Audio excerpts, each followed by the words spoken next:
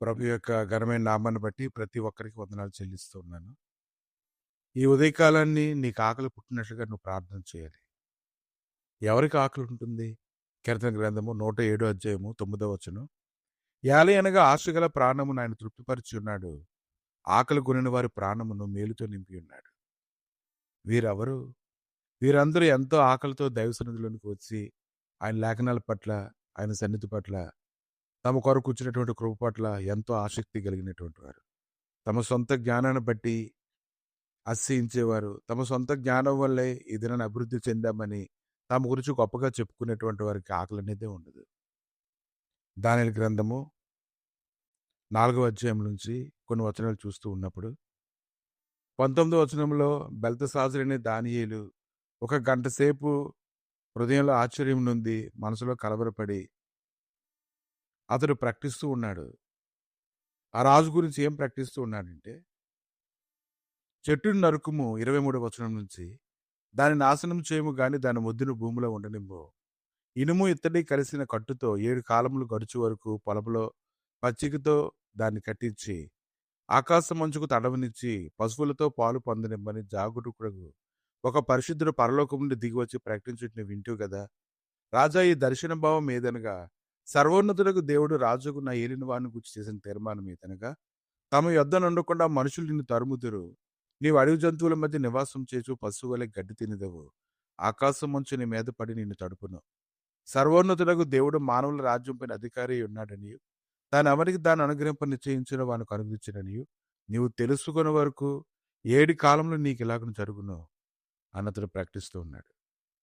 కనుక మన సొంత శక్తి, బలము, దీనివల్ల జ్ఞానాన్ని బట్టే మనం ఇటువంటి అభివృద్ధి చెందామని ఎవరైతే అనుకుంటూ ఉంటారో, అది దేవుని వల్లే కలిగిందని తెలుసుకునేటంత వరకు కూడా అటువంటి మనుషులు తరమబడతారని ప్రభు అయితే చెప్తూ ఉన్నాడు.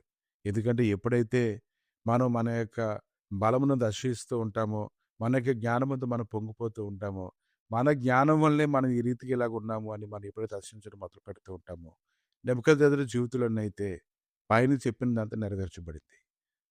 12 నెలలు గడిచిన తర్వాత అతను తన రాజధానికి బబులోను నగరంలో సంచరిస్తూ ఉన్నప్పుడు, ఈ మహా విశాల పట్టణం నా బలాధికారమును నా ప్రభావ ఘనతను కనపరచుటకే నా రాజధాని నగరముగా నిన్ను కట్టించినది కాదా అని తనలో తాను అనుకొనగా, రాజు నోట ఈ మాట ఉండగా ఆకాశం నుండి ఒక శబ్దం వచ్చెను. రాజుకు నెబుకద్నెజరు, ఇదే నీకు ప్రకటన. నీ రాజ్యం నీ యొద్ద నుండి తొలగిపోయిను. తమ యొద్ద నుండి మనుషులు నిన్ను తరిమెదరు.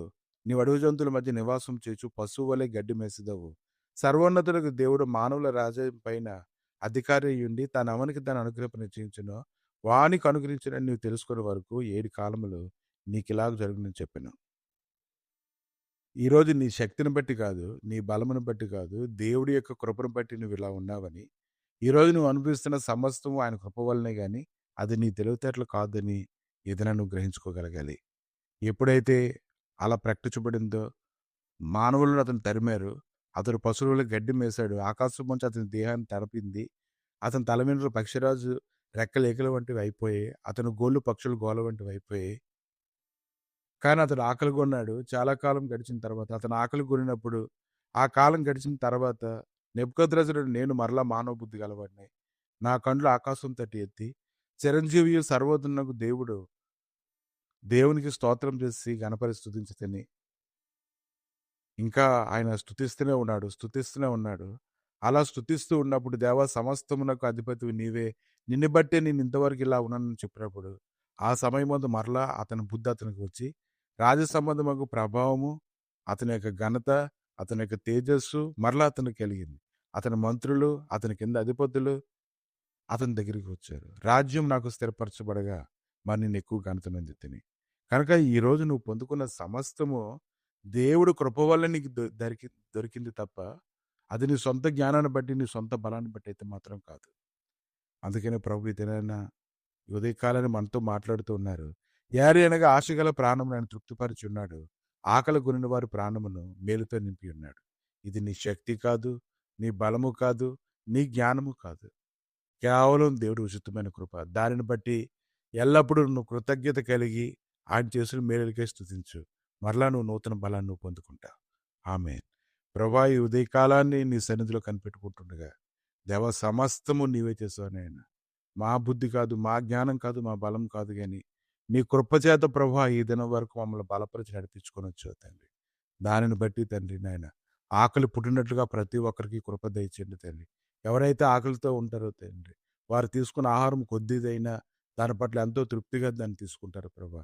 ఎవరైతే తమను బట్టి అతిశయిస్తూ ఉంటారో వారికి ఎటువంటి ఆకలి ఉండదు గానీ, వారికి ఎనలేనటువంటి కోరికలతో, ఆశలతో తమ ప్రాణానికి కీడు తెచ్చుకునే విధంగా వారు జీవిస్తారు గనుక, అటువంటి ఇబ్బంది కలిగినటువంటి స్థితిలో ఉన్నటువంటి వారి బుద్ధులన్నిటిని తీసివేసి, ప్రతి ఒక్కరికి జ్ఞానం దయచేసి, నీలోనైనా సమస్త ఆశీర్వాదాలు పొందినట్లుగా కృప దయచేయమని యేసుక్రీస్తు నామములో అడిగి వేడుకుంటున్నాము తండ్రి. ఆమేన్.